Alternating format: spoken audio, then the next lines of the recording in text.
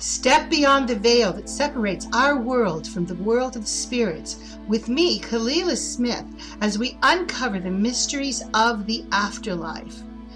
This is a spiritual journey as we try to discover if life really does continue after the physical death. Are after-death communications real, or do we imagine them? Get my book, Afterlife Mysteries Revealed, and find out. Afterlife Mysteries Revealed, available on Amazon.com by Kalila Smith.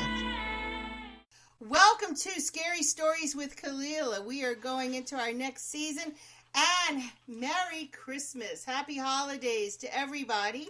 We are here on this nice Christmas night, and we are going to start the end of the year off right with spooky stories. Now, why in the world would we want to tell spooky stories on Christmas? Well, believe it or not, folks, once upon a time in the Victorian era, this was very vogue to sit around and tell ghost stories on Christmas.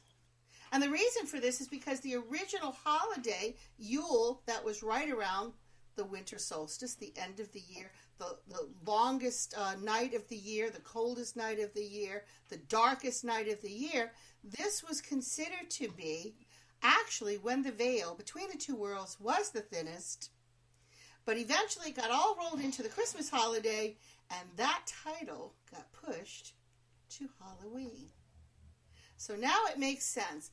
This is where, back in the Victorian era, where we had quite a few scary, spooky traditions that come up that are carried over into today, and some of the best ghost stories ever told. And of course, the best of the best, of course, was A Christmas Carol by Charles Dickens.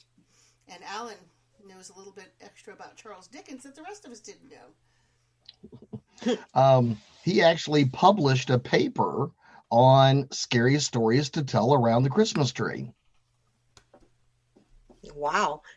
And is there like a little book on it, or do they have like the stories that he wrote? I mean, besides, yeah, you can look them up. There's quite a bit of information on of the lore and legend of telling the spooky stories at Christmas. I think you're kind of going over the point real quick. You're trying to tell me at Christmas time, Satan used to like poke his finger through and let the ghouls out and the ghosts into the world, and we used to brag about it. We have stories where we're like telling scary, like one-upmanship on like scary stories as far as Christmas time. Yes. Well, you got to remember, in Europe, Christmas was not like it is here in the South, where it's just now getting cold. These people have been trapped at home for a couple of months. Lots of snow, lots of not being able to travel. So kind of in the middle of all of it, As long as you threw in a celebration to kind of convince people you weren't going to go crazy. You weren't going to be, cabin crazy. Of get out, let's go get in our one horse open sleigh and let's go get with the neighbors and let's go have a party. And the other thing I love to point out at that time was they weren't exactly drinking lemonade. They're drinking wassail. Well, if you think about it, in the Victorian era, we hadn't quite gotten to the coffee shop yet. So the most popular drinks out, because they wouldn't kill you, were alcohol-based, were beers and other stuff like that. So that's where your wassailing came in, and, you got a hot toddy to warm the soul, and, and everybody piled in at, Rich Uncle Bob's place and got a little liquored up, and everybody was happy and warm around the fire, and you were forgetting about the wolves and the snow and all of that. So storytelling kind of got rolling. Also, they probably had a lot of kids to take care of during Christmas time. And how do you scare kids to being good? You send a compass to talk to them. Exactly. Or something worse. Yes. I'm familiar with Krampus because of the movie.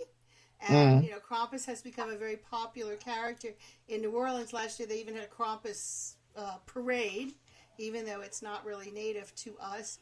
But if you go and look at the different cultures and different countries, there's a Krampus-like individual in everybody's folklore. Mm-hmm. In fact, Yes. that's my scary story, because I found a couple that were quite interesting. Because you see, here in Louisiana, the big thing for us, if you live along the bayou, especially down, here in what they call the river parishes, they do a thing where they have the lighting of the Christmas trees. They do Christmas bonfires, and they build these huge bonfires all along the levee system, all along the Mississippi River. And the reason this symbolizes is they do these bonfires because it was a tradition to light the way for Papa Noel to come and to bring the children. Because, of course, in Louisiana, Papa Noel's got to come via the water. You got to come in, through the waterways. And Papa Noel would come in, and that's the way he would find his way to the homes of the good little children to bring them toys. But what about the bad little children? What happened with them? And I actually found a couple of characters in our French history, one of which is called Père Fouettard. And I'm probably not saying that right because I don't speak French, and shame on me because I should, but I don't. But Père Fouettard is a gentleman. He actually came about in connection with Saint Nicholas himself in the 4th century. And he represents the existence of evil in the world, because we all know there's good and there's evil. There's light and there's dark. But as the legend goes, this particular individual, and let me look at my little notes here because I had never heard of him growing up, but he was a butcher. And he was a very wicked butcher. And one of the versions was that there was a great famine in the land, and there were 3 young boys who became lost while searching out in the fields for food. And they had missed it during the harvest. And they stumbled upon this particular butcher, and he opens his door to them and lets them in.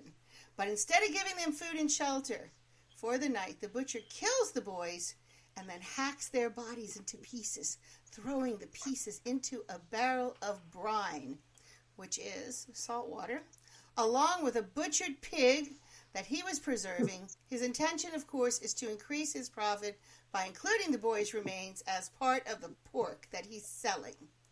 But Saint Nicholas, being the saint that he is, and being the miracle maker that he is, he actually brings the boys back to life, and he kills the evil butcher, whose ghost remains attached to Saint Nicholas and continues to watch out for the bad kids, and he beats them instead of giving them toys. Now, in researching this, because I was like, wow, that's a little far-fetched, where in the world, coming up with this very gruesome, I tell scary stories in New Orleans, and you go back to France and you're like, wow, man, they're like cannibalism and stuff. But I think that this story, unless there was quite a bit of cannibalism in France back then, which there could have been, it could be, because during the French Revolution, people were starving, they really were. They didn't have anything to eat, and when they did have something to eat, all they had was bread. So, food was a little hard to come by, so it kind of stands to reason, that people might have resorted to that. But nonetheless, thinking that maybe Père Fouettard was actually related to another story that originally came from the Alsace-Lorraine area of France, which is up on the border of France and Germany. And it's about a particular individual called Hans Trapp. And he is the Christmas scarecrow. Now, A Christmas crow? if that's not scary enough for you, scarecrows are pretty scary. I don't know. I don't like scarecrows. I think they're pretty gross. But anyway, this guy, Trapp, he was a real person, and he lived sometime in the 1400s. He was a rich and powerful, merciless man who was feared by people, and his thirst for power was so great that he turned to deals with the devil to enhance his power and status. Now, hearing of this, the Pope himself excommunicated Trapp, after which he was banished from Alsace and Lorraine, and his wealth and the lands were confiscated. But none of that compared to what happened next. Trapp was reduced to constructing a makeshift home in the mountains of Bavaria in Germany, and the legend goes on from here. He continued to brood, and his evil desires festered. He developed a hankering for the taste of human flesh. Finally, he became dreaded as the Christmas scarecrow. He adorned himself in straw as a disguise and would wait on lonely roads for a victim. What did he enjoy eating most? Bad little children. Now, if that's not a scary Christmas story, I don't know what is. What do you guys think? Well, all I know is that bad little children are good to eat. That's from what I've been seeing. Apparently they're quite tender. Yeah, I gotta say. Yeah. I mean, they're fresh, they're young, they're. But I mean, it's funny that you say that, because in Iceland legend, there's a old lady called Grilla. I'm not sure if I'm saying it right, but it's a Grilla, and she also is known for punishing naughty children. And she has hooves and a wrinkled face and 13 tails, and apparently she's the mother of many other created other Christmas characters, and she loves to kidnap all the naughty children, taking them back to her home in a giant sack, then boils them alive in a stew. We want the naughty kids to go. These aren't horror stories. Take them. Take the naughty kids. I know. I'm like, apparently, naughty kids make naughty adults. They grow up into naughty adults. They really do. And apparently they're tasty. It's probably because they're just naturally spicy. So it's like, there you go. Well, this is a common theme. This is a common theme. Think about it. Look at Hansel and Gretel. This was a common theme back then during these medieval times, and then later the Victorian era, when these stories were coming about. This was a common thing. The old person living out in the woods eating the children. I mean, maybe they really did have cannibalism there. So that's something we need to try to figure out. But we're going to take a little break real quick, and we're going to be right back to talk about more scary Christmas stuff. Follow me, Kalila Smith, into the mysterious world of spirits. Searching for Spirits, the ultimate guide for ghost hunters, is a concise how-to manual for anyone who enjoys a good ghost hunt. Learn the history of spiritualism, learn what a ghost is and what is not. Learn the truth about poltergeist. We'll also delve into the realm of spiritual beings that never were human, the world of demons, real vampires, and we'll look at some real case studies. This is a must-have for everyone interested in ghost hunting, from the novice to the expert. Completely updated in its second edition, this is one of the first guides for ghost hunting based on actual first-hand experiences. Available on Amazon.com. Searching for Spirits, the ultimate guide for ghost hunters, by Kalila Smith. Okay, we're back with some more scary Christmas stories. All right, Lynda, so what else you got there? I mean, you've got cloven hooves, you've got, a mean old lady eating children. I mean. Well, she actually has a family line that she introduces us. I mean, it doesn't get any better than this. I mean, she takes the children, and we all know she eats them, and it keeps her full all year round, so she doesn't have to eat anymore. And she also has an extended family. Isn't that awesome? She apparently taught her sons well. So apparently there's what is called the 13 Yule lads. Apparently these guys are the pinnacle of an unwanted Christmas guest. And if you thought creepy Uncle Allan, no offense to Allan Gilbreth, I didn't write this. You did too. Come on, did that really say that? Uncle Allan was bad. Then wait till you meet these guys. it doesn't get any better. And so apparently these guys, it's like they say that you don't have the catchy names of Doc, Sleepy, and Sneezy, but they are known as, this is so funny, Do they have Spoon snarky? Licker, Sausage Swiper, Pan Scraper, Door Slammer, And Window Peeper, Whoa. Meat Hook, the Gully Gawk, the Stubby person, he's stubby, another Bow Licker, and Scar the Gobbler, and the Doorway Sniffer. And then we finally have the Candle there's a doorway Stealer. sniffer. There's a Doorway Sniffer. And these that's are all kinda from, gross. this is from That's the woman that had 13 tails. So You go past the gobbler guy. What was his name? Scar the Gobbler. and these are called the 13 Yule Lads. So They're they are basically all the bad behaviors you should not be exhibiting as a bad child. exactly. Yeah, especially sniffing Mom, my doorways. new boyfriend, the door sniffer. What do you think? Well, keep in mind, y'all, bathing was not in vogue yet. Ooh. But, the thing is, the doorway sniffer. Oh, jeez. the great thing is I think I'd rather have them around than her, because they don't murder you. They aren't like their old mom, their dear old mom, like they say here. They just kick stuff over and pinch, and mess with the food. Yeah, they're just annoying, and they're really known to be very, very annoying and messing with the naughty kids' toys and stuff. So in other words, their gifts are going to be all messed up. So Yep. They sound like naughty kids themselves. Yeah, apparently they have fun. It's almost like a turn on the Gremlins. What do you think? Oh, right. Yeah, the Gremlins, yeah. Happen around Christmas time. It's your hobgoblins. It's your bad behaviors. Yeah. I mean, when you think about it, the Spoon Licker, but the Door Sniffer, I'm still trying to get.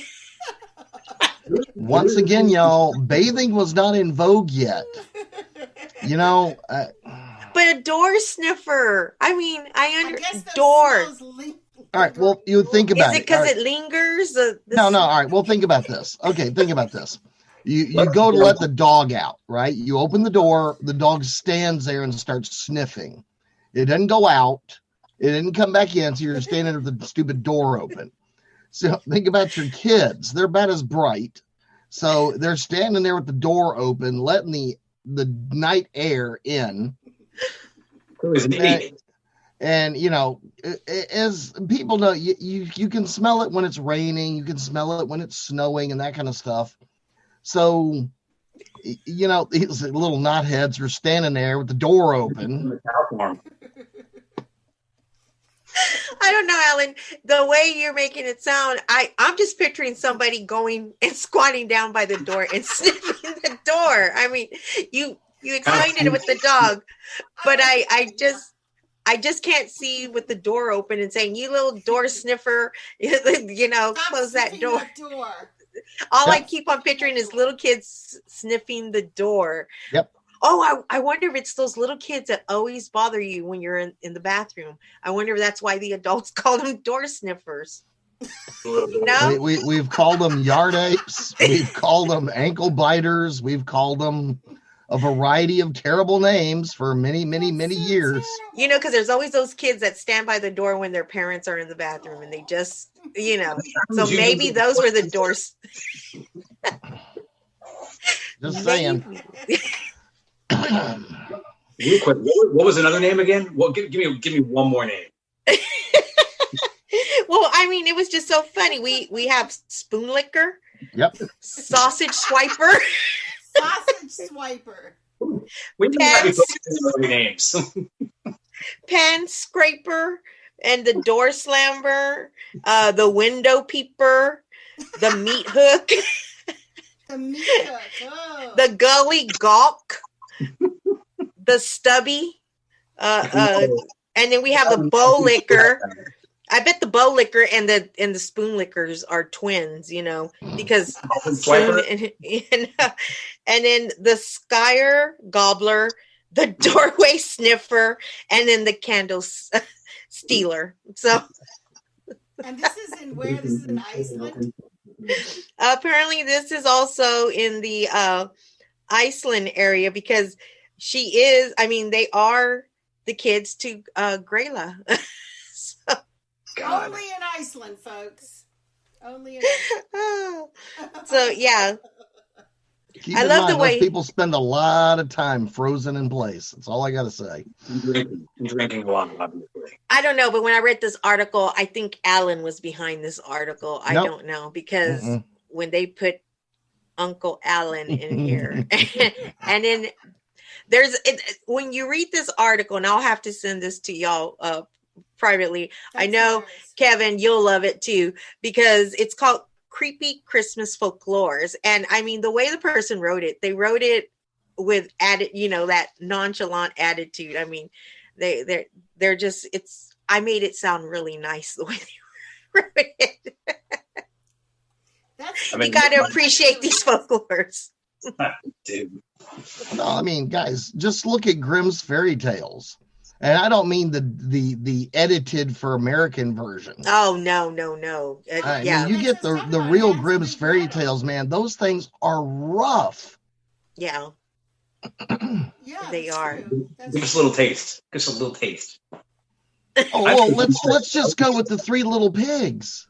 Okay. Let's just go with the Three Little Pigs. So, the mommy pig sends the Three Little Pigs out into the world to make their fortune. And they each, Christmas time, just to keep in theme, right? well, Christmas time? Yeah, it was Christmas well, time. Yeah, it can be Christmas time. this is one of those perpetual stories that can be any time of the year you want. But the original story is not very cute. Because then of course the little pigs all basically decide that they have their own ideas about how life is going to go. And you have the mason, you have the carpenter and you have the agricultural, the kind of the farmer, the back to the earth pig. And He didn't turn out so well. He didn't fare out well, so well. the first little pig, of course, builds his house out of straw, and along comes the big bad wolf. And the fact that the big bad wolf and the pig have a number of conversations is a little disturbing. And at the end of it, the first little pig winds up, his nickname was Pork and Chop. The first little pig does not join his brethren. He becomes the first little pig. The second little pig, of course, being a carpenter, had built his house from sticks or wood. And along comes the big bad wolf, and he fares about as well as his other brother. So he winds up getting eaten. And then the big bad wolf runs into the third brother, who was a mason, who had built his house of stone and brick. And of course, the wolf couldn't get in. So the wolf keeps arranging to have luncheon dates and meetings with the pig to go to market. Let's go shopping. I'm not making this up. Seriously. So the little pig keeps pulling stunts, like he goes shopping early, so he's home before the big bad wolf gets to the market. And finally, the big bad wolf gets so enraged, he decides he's going to get all Santa on it and come down the chimney. There's your Christmas connection, Kevin. To which, are you ready? To which the third little pig puts a huge boiling cauldron at the bottom of the fireplace. And let's just say the wolf doesn't go to waste. Nice. The third little pig eats the big bad wolf. And his other brothers. Well, they were already processed. And there's the Santa connection. So, welcome to the original Three Little Pigs. It's kind of like a everybody dies kind of story. That really is for me, because I was always told that one pig ran to the other pig's house, and they're all together. That's the cute version. But if Yeah, you read the original version, nobody makes it. You're like, we should do a whole episode on just grim stories. We need to. I'm sorry. Let's look at Cinderella. They're like cutting their freaking toes off to get their feet to fit in shoes. Now, this is the stuff I've heard of. I have heard Yeah, of. that I heard of. I Really? heard that they were cut. Yeah, their feet were in the real Cinderella story. It wasn't them trying to stuff their feet. They were cutting their feet off, their toes off, so they could be able to fit. And Yes, and when the blood was running through the slipper, the prince went, nope, you didn't fit. Yeah. Oh my God. I wouldn't want to be the one of end up. I wouldn't want to be Cinderella putting my foot in a bloody slipper. Yeah. No, everybody's no. Well, speaking of holidays and going into there was another interesting one I found, and this goes for for New Year's, and it's in Wales. And I don't know if I'm going to say this right. I'm going to probably butcher the name, but it's Mari Laud. It's LWYD is the last one. There we go. Thank you. And it says, imagine it is New Year's Eve. You are a small Welsh child. You hear a knock on the door.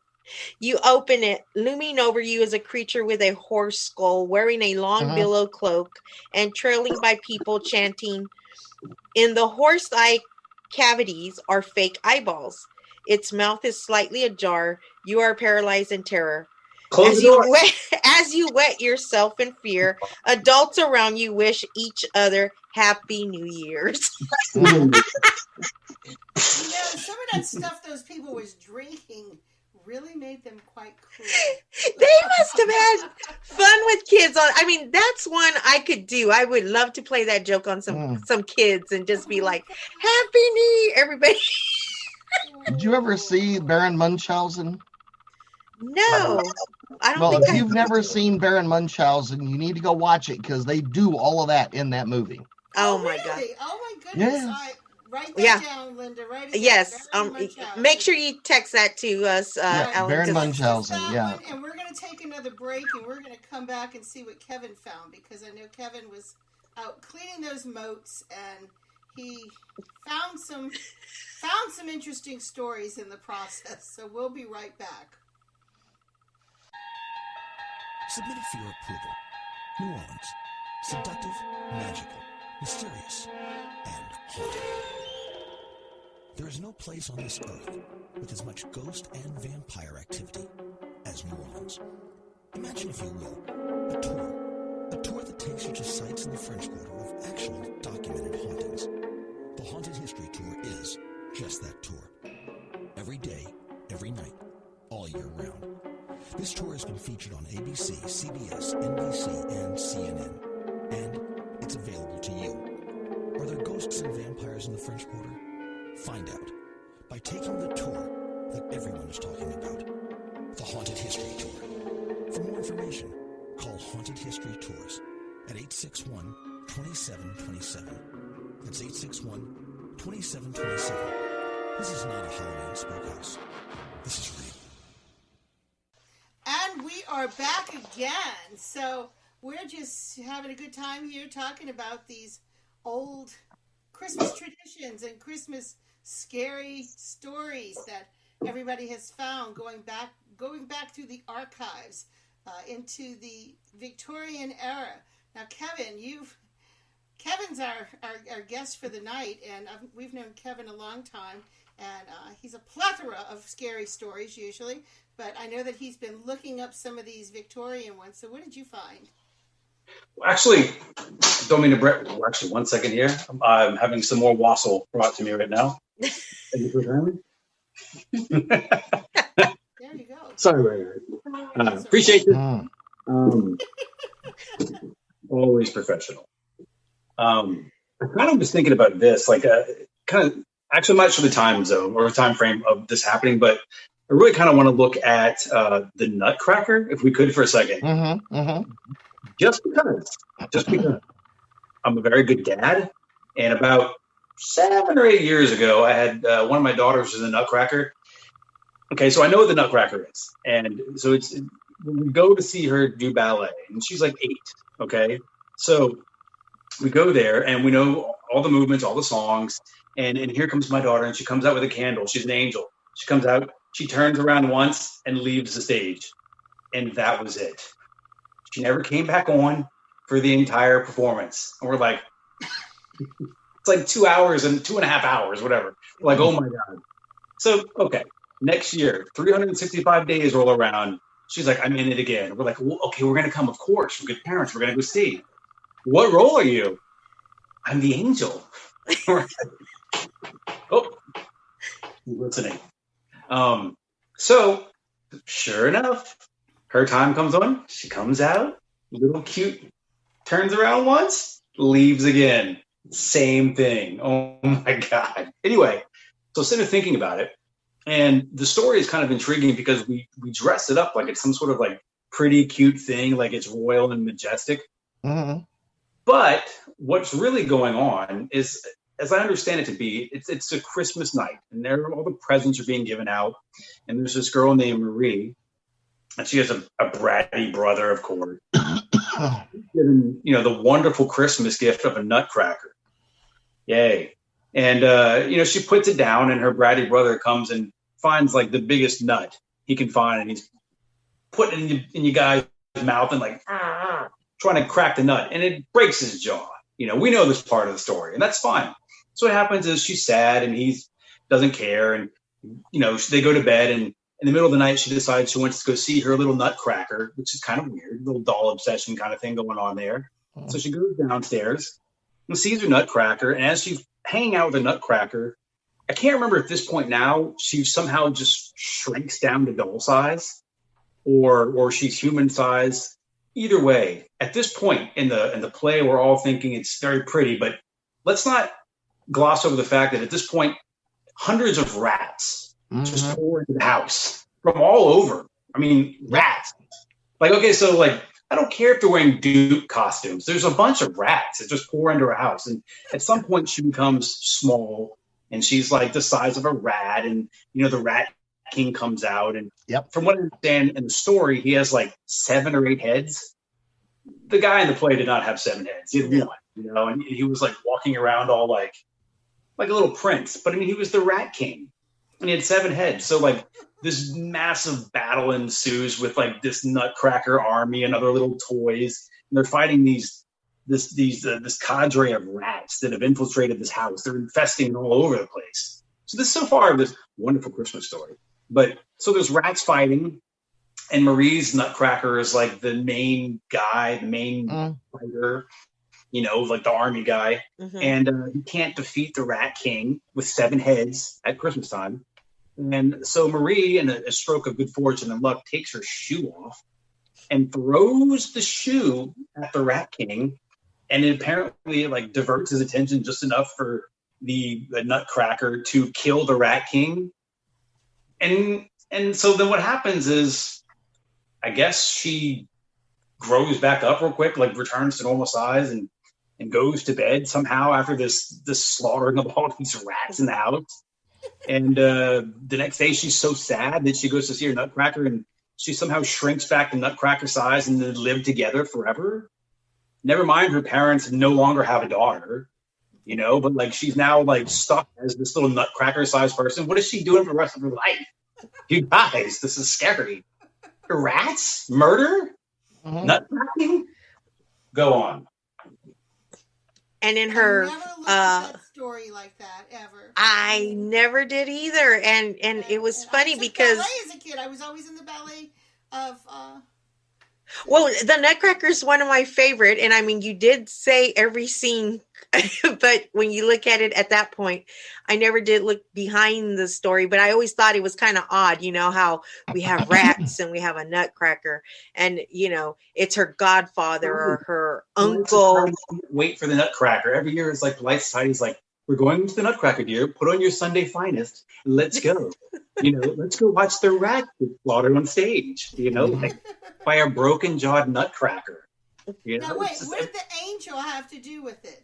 Where did the angel fit in? Oh, it was just a sweet little thing for my daughter. She came out, literally, I can't get up, but she literally walked out like 10 steps, did a little turnaround with a little candle, and walked back out. And you think to yourself, oh, that's the cutest thing ever. And it was real cute. But then I turned to my wife and I'm like, wait, can we go? Is that like one of those things? Can we like leave now? I mean, like, I don't want to be uncultured, but I mean, she came out like the first 20 minutes. I'm like, it's like Friday. I'm like, can we Go now. Do we give a standing ovation for this part? Are we off the parental hook? That's what he's asking. But then the very next year, she did the exact same thing at the exact same time. We're like, oh my God. It is adorable. It's very adorable. It is beautiful. And she did a great job in that kid. But that's cute. That's anyway, cute. Now I have to go watch. And I have to go read all these stories again because, a lot of these, it's like somehow I missed that. Well, you lose it in the majesty of the production.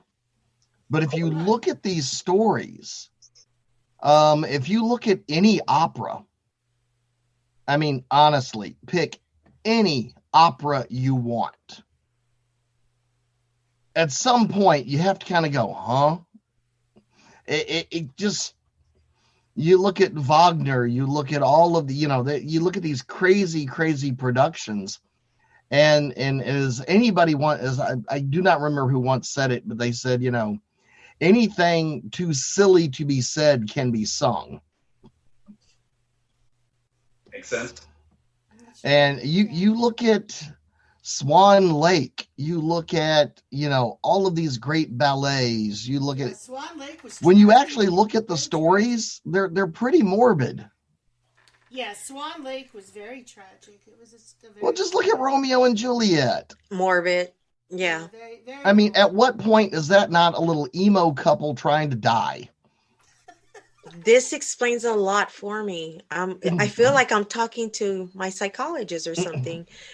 Why Lynda liked all these morbid stories. It's like, Romeo and Juliet, But you are right. All these stories have... These are classics. These are, Shakespeare. I mean, it's, these are things that, you're going to study it in literature. I'm sure Lynda was like me. You little girl take dance lessons. You're gonna know about the Nutcracker. You're gonna know about Swan Lake. Oh yeah. These, what dancing school did Good Lord. Production of these, classic ballets. Just look at. I was in ballet as well. Think about it. Yeah, you don't, because I was in ballet too, and they wanted me to audition for the little girl of the main character of the Nutcracker. So, I mean, you could have thrown your shoe at somebody. I could have thrown the shoe at them. Now I regret that I didn't do. Yeah, I could have thrown a shoe. At the time, I wasn't looking for the spotlight. Now, had I known I could just throw the shoe at the mouse, I would have done it. The Rat King with. The Rat King. That's right. The Rat King. That's amazing. I didn't even know there.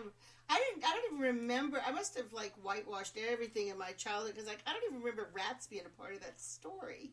Oh yeah, rats are the whole point of the story. That is the whole point of the story. The rats, and when they're you think invading about the home and they mount the defense of the home. The little soldiers and the little dance of the sugar plum fairy. The whole thing is like these nutcrackers and toys, like Allan said, defending the home from these rats and king and queen costumes. But we're blinded because we have this pretty music in the background. But really, it's just like they're pest control. It's kind of like control. It's kind of like Toy Story, but Toy Story toys taking care of the house. Absolutely. And now that I've thought of it that way, I'll never watch Toy Story again because I'm just going to think that it's sad. It's the Rat Kingdom, That's all I kept on thinking was, so it's just, that's where Toy Story got their version, except they're not fighting no Nutcracker. Woody is the Nutcracker. Yeah. Well, there we go. Wow, the Nutcracker, I will never be able to see it the same way again. I mean, I'll still love it, but I'll always have a little more of a bigger smile knowing why I am smiling and giggling to myself. When you go to the Nutcracker and you're dressed to the nines, as I'm sure you will, just maybe have a little bit of the wassail. Maybe a little wassail and go with a friend so you can kind of whisper into their ear what's really What is wassail? What is wassail? Old fruit juices. Yeah. I'm surprised you didn't know that one. Kalila? I make amazing wassail. I'll have to send you some. I've never heard of that. Where is that? Can you please make sure to send me some too, Allan? I can send you some. I make amazing wassail. And if you add a little cognac to it, it just gets even more amazing. Mm. Oh, really? That sounds good. Hot toddies are my favorite as well. Yep. I'm looking up another little story here. I don't know if this was part. I think this was a Christmas story as well. It's a Hans Christian Andersen story, The Little Match Girl. Do y'all remember The Little Match Girl? That story is sad as hell. That story is, I mean, unless somebody dies. I mean, okay, yeah. So, I'm sorry, can I take this one? Go ahead and take it. Pick that ball up and run with it, Kevin. Go for it. Go. The Nutcracker, I remembered seeing a television show rendition of this story as a child, and I cried when I saw this. It was very sad. There was a movie about this when I was a kid too, and I'm like, oh, we're gonna watch this, and I mean, I was a kid, and I remember at the end. Okay, don't let me get ahead of myself. So there was a little girl, and her entire income was this racket of selling matches to people, or something like that. This is what she did. Hey, there's kids in Mexico that used to sell chicle, so I guess I can picture it. But it was like freezing cold outside, and this little girl, I believe she's homeless, so I'm not mistaken. And if she's not, let's make her homeless, so it's better story. So she works for this person selling matches, and I don't know what her take is at the end of the day, but it's snowing outside. No one's buying matches because they're all inside, warm. They don't need matches from a little homeless girl. So she ducks off in this alley, and correct me if I'm wrong, but she starts like lighting matches to stay warm, which is in itself extremely sad, you know? And every time she lights a match, she sees like her mother. Is that what it is? Like she sees like her mom or something when she lights a match, and her mom's like talking to her or something like that. So she keeps lighting all the matches. And as she's lighting them, she's seeing her mom, and her mom's like, I love you. I miss you. Match lighting, talking to her mom. And then she lights the last match right before her mom's going to like hug her and embrace her. And the match is gone. And she just totally dies because it's cold. You know, she dies a little frozen girl outside. No matches. Christmassy sound. The end. Credits roll. Goodbye. Me crying as a child.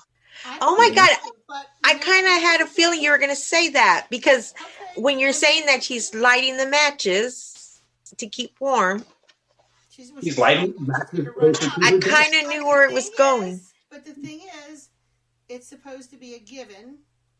We're going to do a break before Allan even cuts in on this one. It's supposed to be a given that when she dies, so I didn't understand this as a kid, so I cried because the little girl was just laying there frozen. But we know that her mother was waiting for her on the other side, so she went home. You don't believe that. What's that? Yeah, if you think about it. Kevin's not buying it. Kevin's like, I'm not having it. I'm sorry. Well, we're going to take a little break on that note, and we'll be right back.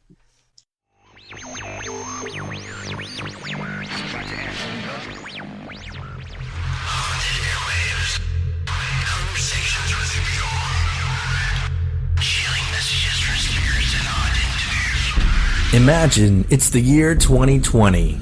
With so many podcasts, streams, and interesting stations, you've finally found your paranormal hotspot. We want to personally invite you to join the discussion by tuning in and listening to The Seance Room. With all new and returning guests, intriguing investigative explorations, and scintillating conversations with the beyond. With your hosts, Victor and Lynda Salazar. Hey, Victor here. Are you ready to evoke strange curiosities? Walk through parallel dimensions and delve together into the controversial science of paraphenomena. Afraid to question the shadow in your room, footsteps down the hall when no one's home? Bothered you'll become one of those people? Leaving no stone unturned, no topic unanswered. Dim the lights, turn up the volume. This is Lynda. You've reached the threshold of your Parapodcast. Let's not forget Norma, aka Mama C. Hi, I'm Mama C. Grab your favorite cocktail, find your comfy spot, and join me as we engage in some supernatural interactions that will knock your boots off. Oh, and I'm Rick. I just sit behind all the pretty blinking lights. Be ready. Welcome to the seance.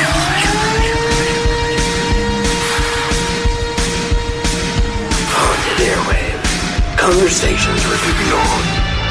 Chilling messages from spirits and odd engineers. The spirits are going live.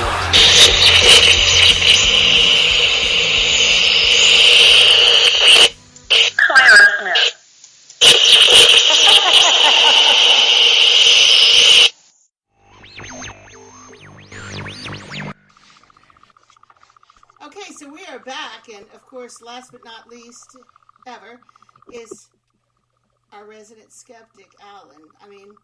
Allan, you have to admit, some of these stories, they are frightening, and some of them are just heart-wrenching. They really invoke a lot of emotions. I remember seeing that little match girl, and just, it stayed with me forever, very sad, very morbid. But I guess you had a lot of death back then, right? Well,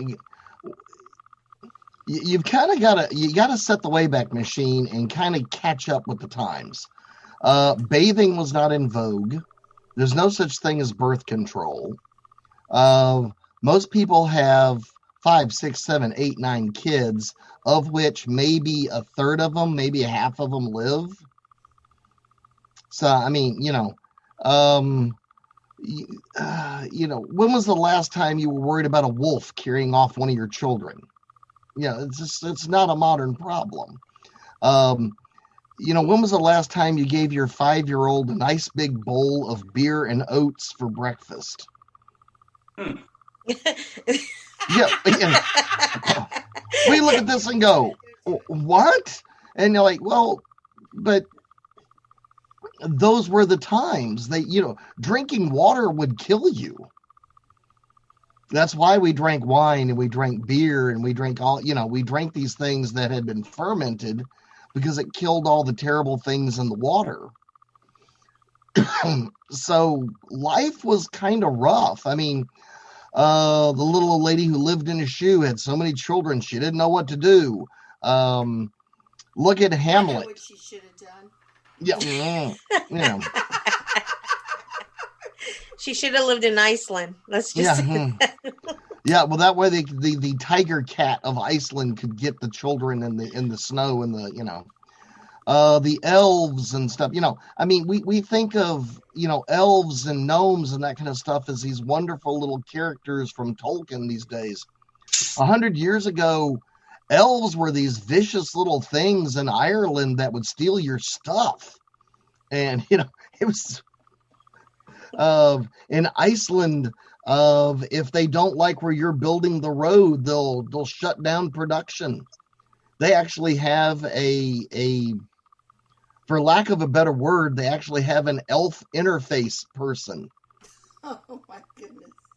To this day, I'm serious. So if, the little elven people are not happy with what you're doing, they have to send in this person to negotiate and bring peace back to the land, or they're never going to quit messing with your bulldozers. Wait. There's like an elf liaison here we're talking about? Like, Kevin's like, there's elves really there? Yeah. It was about 10 years ago. They had to have an elf liaison go out and cut a deal so they could build some road. Is it like a really little person? He talks like this and he just goes out. It sounds like a great gig if you can get it. I would definitely volunteer, but I wonder what it pays. my gosh, you look at the stories from India. Well, you look at Rikki Tikki Tavi, or you look at the Jungle Book, or these are rough stories. Yeah. You look at the latest Disney version of the Jungle Book, and it's a lot closer to the live action. It's great. It's gorgeous. Shere Khan is one bad putty tat. You don't mess with the tiger. Movie, though. It really is. It's pretty. But yeah, it's pretty vicious. It's gorgeous, but Mowgli get eaten immediately. Is that what happened? Did like Mowgli get eaten immediately? No songs. It's just like Tiger just destroying Mowgli. What happened? well, you get introduced to the wolf pack, and you get introduced to Bagheera, and you go through the story, but in the latest version of it, it's not cuted up. You don't have a lot of singing and dancing, and what you have is a lot of throwdown. They should have started with that one. That's a better idea for a movie back in the day. Yeah. Back in the 60s, they liked that jazz look. They needed that. It's the bare necessities of life. So, Such a great movie too. So, I was thinking about what did I want to dive into? And, I think there's enough crazy and morbid stories out there. Guys, if you just look at anything from 100 years ago and really honestly think about it, it's pretty rough. I mean, think about your nursery rhymes. Mm-hmm. I was thinking of, Ring Around Rosie, Pocket Full of Posies, We All Fall Down. It was all about the Black Death. And Rockabye Baby. Rockabye Baby in the Treetop. Humpty Dumpty. All about the king falling off a wall and getting killed. Kevin, what? Wait a minute. Rockabye Baby. Come on. Rockabye Baby in the treetop. When the wind blows, the cradle will drop. Okay. When the bow breaks, the cradle will fall. And down will come baby. She was trying to say the cradle and the baby didn't fall onto like the mother's hand and like everybody. No, it did we not don't hear about the ending. mother. We don't hear anything about the mother being around. It's a political send up. It was a political send up at the time. It's like Humpty Dumpty was all about King Richard, who had a hunchback, Humpty Dumpty. Yikes. And when he accidentally fell over a wall into the enemy camp, when they got done with him, all the king's horses and all the king's men could not put him back together again. They hacked him to little tiny pieces. How? And where do you? What was the Mary, quite contrary, how does your garden grow with silver bells and cockle shells? That's Mary, Queen of Scots. Mm-hmm. How does your garden grow? They're talking about her cemetery. Cockle shells and silver bells were basically torture devices. Kevin, you do not want to know where a cockle shell went. It was bad. Guess where it went. Are we censored here? South. Yes. Yeah. Yes, it went south. As we would like to say, the twig and berries are about to be in a bit of trouble. Oh my God.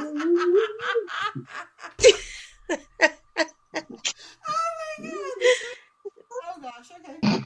God. Welcome to the horrors of the cute stuff we have children running around singing. But what about the baby, the bow breaking and the baby falling? What British story does that come from? That was a political send-up. Give me just a moment, and I will tell you who they were gigging. Why can't they just say these things? These are terrible. Well, imagine you couldn't come out and say these things because I'm just saying, like those. It was kind of like rhymes and little code tells, that people would tell each other that were within the parties, especially back then when the kingdoms were going on, and torture devices were taking place in the medieval times. So those were like the cues, the little riddles. That's what I mean. The riddles that you would give. So there wasn't somebody at a podium just doing this nursery rhyme. No, they were more like riddles to talk of, like if you're at the bar, you got to talk about certain politics back then in the medieval times, you would use those as the riddles. And I'm pretty sure they got kids involved with them too to make them sound like nursery rhymes. I mean, think about it. That's all we can do. Meeting where like guys are all dressed in black and they're like rockabye baby. Yeah, Well, no. It could have been a lady sending a message to somebody just saying rockabye baby, sitting next to the person.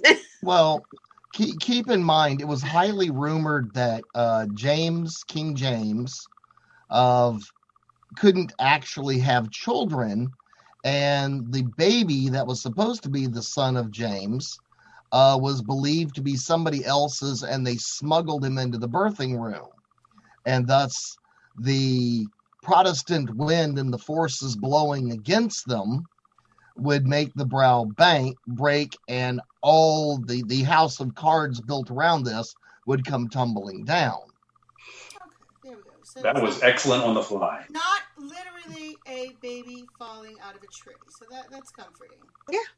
Well, Nobody likes sort that. of, because if they could prove the baby wasn't of the king, then they could prove that he wouldn't be the worthy heir, and they would have no problem killing him somehow to make this, better for the rest of them.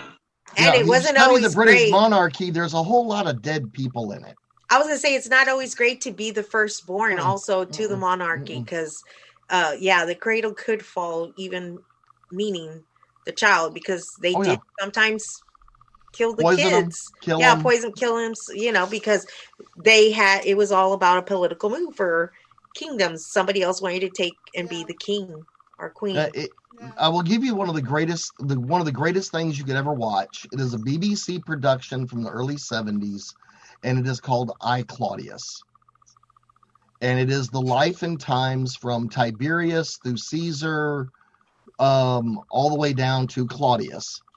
And it is the most amazing thing because of just how truly awful they were to each other. There was a lot of patricide. You sent your cousin off to war and hope he got killed because he had a claim on the throne. So if you got him killed, you didn't have to worry about him. So I mean, it is the entourage of people for the next 40 years that will be amazing actors and actresses. But it's called I, Claudius, and I think everybody needs to watch it. But you will find out how really rotten people are and have been throughout all history. Well, Just isn't terrible. that comforting on this Christmas night? Well, you wanted the scary stories. So. Well, if you think about it, And if you think about it, and it's that time. We've actually run out of time, but it's been so much fun that we will have to come with another episode at some point of the Grimm's fairy tales. And let's not leave out Hans Christian Andersen because some of the stuff that he's done. That's But mother, I'm so cold, mother.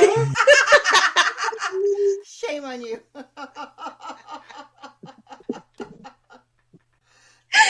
It's sad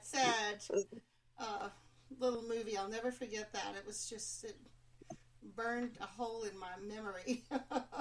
I can tell that it really, really affected you, Kalila. You really had a hard time when it popped up in your memory. I guess this is kind of. I was like, wait, wasn't this a Christmas thing?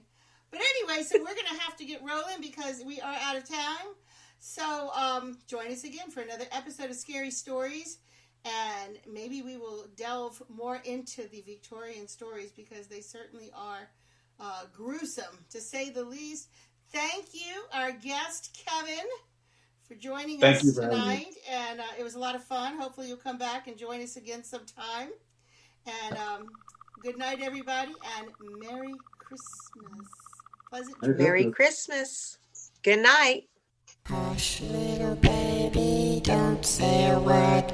Mama's gonna buy you a mockingbird. And if that mockingbird won't sing, Mama's gonna buy you a diamond ring.